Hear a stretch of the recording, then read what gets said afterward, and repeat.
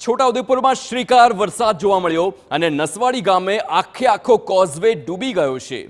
આ આખું કુદરતનો કહેર અને તેમાં વરસાદી પાણી જે પ્રકારે આવ્યું, કુકરદાથી માકડ આંબા વચ્ચેનો આ કોઝવે છે તે જળમગ્ન થઈ ગયો। કોઝવે પર પાણી ફરી વળતા વાહન વ્યવહાર ખોરવાયો છે। જોખમી રીતે રસ્તો પસાર કરતા ગ્રામજનો મજબૂર બન્યા। આંગણવાડીના બહેનો, બાળકો અને શિક્ષકોને અવરજવરમાં મુશ્કેલી પડે છે।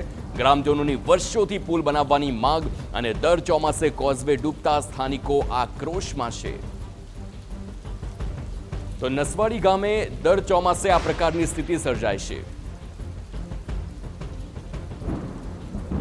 જે માકડાંબા ભણવા જતા બાળકો લગભગ 50 જેટલા બાળકો ભણવા જાય છે માકડાંબા, અને દરરોજ ચાલતા જઈને આવે છે। ત્યાં તો નથી રસ્તાના ઠેકાણા અને વચ્ચે મોટા મોટા કૂતર આવેલા છે, અને ઉપર બસમાં કદાચ વરસાદ પડે તો તાણાઈ પણ જાય એવી શક્યતા છે।